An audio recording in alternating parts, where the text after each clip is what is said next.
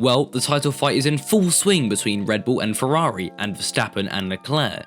It also seems like Mercedes are trying to pick up on any scraps they can, as they struggle to match the pace of the two front runners, but who struggled and who succeeded during the 2022 Saudi Arabian Grand Prix. I'm delighted to be joined again by Eduardo Stella, so let's hear his first loser from the Grand Prix. Third place for the losers goes to Daniel Ricciardo, an unfortunate retirement for the Australian who was fighting with his teammate and could have scored points. McLaren were only the 8th fastest car in qualifying, but had both drivers in the top 12, a sign that perhaps Daniel was matching Lando. Considering that McLaren's do not yet seem sharp, he lost a big opportunity to score deserved points.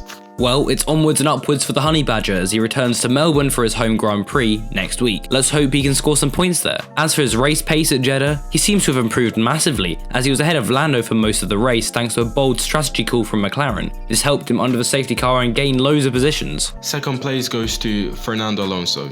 Misfortune hit him at around the same time as Ricciardo when he was racing in a fine P6. The Spaniard had moved up from 7th on the grid after a fierce fight with Ocon and looked sharp and aggressive.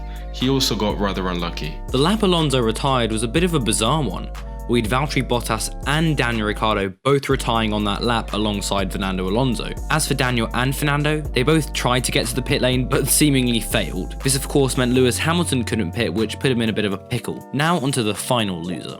The biggest loser of Saudi Arabia has to be Sergio Perez. What bad luck. And it all went slightly under the radar by another Verstappen and Leclerc duel. The Mexican put in a fabulous lap on Saturday and was driving very well until a stop. Nicholas Latifi's crash called out the safety car and everyone else got a bonus stop.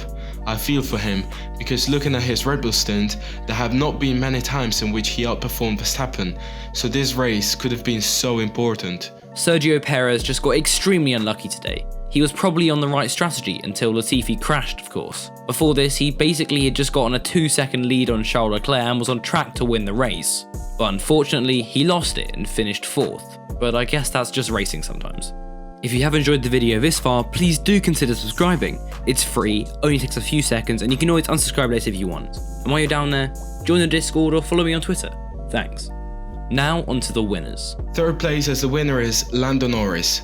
6 useful points which at least temporarily send away the scares and at least ensure that his tally doesn't remain at 0.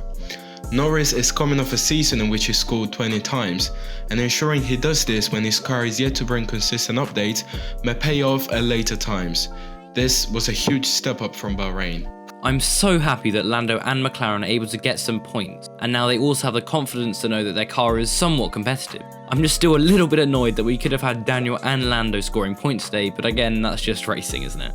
Second place goes to Esteban Ocon. A reflection of the losers, but for Ocon, it looks like the time to shine in Formula 1 has finally come. A superb lap in qualifying, and a good fight with somebody hard like Fernando Alonso. It's so difficult to go head to head with the Spaniard, but Esteban is matching his teammate and at times showing he can be in front. Plus, he will be so happy for getting the place back on Norris at the end. Alpine seems to be on the up, as Fernando and Esteban are having a domestic duel as they fought it out and tussled for a large portion of the race. It also shows that Esteban is able to hold his own against a 2-time world champion, but it also seems that when Esteban is in a pink car, he always battles with his teammate. It may look easy, predictable, but there is actually a very good reason why Max Verstappen is my #1 winner. And it is this. He started 4th. That meant he had to move past 3 super fast cars, and he did so, clearing Sainz at the start and Perez under the VSC.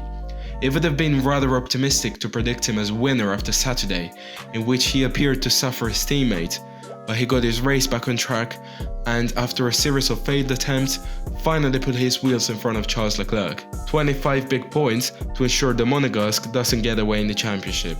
The duel between Max Verstappen and Charles Leclerc just shows that the 2022 regulations are working perfectly. We had Charles Leclerc holding back, wanting to get DRS on Max on that final straight, and then we had Max do the same thing to Charles later on and getting the overtake done. Superb racing, if I do say so myself. And finally, some honourable mentions from myself. For me, a big loser could be Lewis Hamilton. Yes, I know I've just made a video on that and you can find it here, but I think that the fact that Lewis Hamilton qualified P16 shows that he's no longer the Lewis Hamilton we all know and love. Maybe it's just the fact that he no longer has the fastest car on the grid and he's struggling to do well in a car that is not the best. As for the winner, I think it could be Formula 1 in general. As mentioned earlier, these new regulations have changed the way we race. And if a new fan watched this race for the first time and they weren't hooked on F1, something must be wrong with them because that racing was incredible. Let's just hope every race is the same as this one. Thanks again for Eduardo for coming on. All of his links are down below. And with that said, I'd like to thank you for watching. I've been Connor, and I'll see you later. Bye.